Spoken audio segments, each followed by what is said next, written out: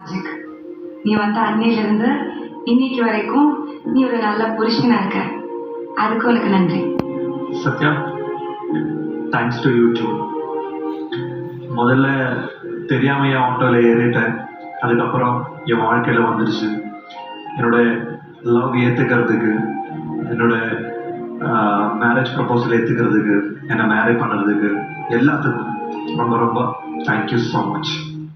Arjun, sorry.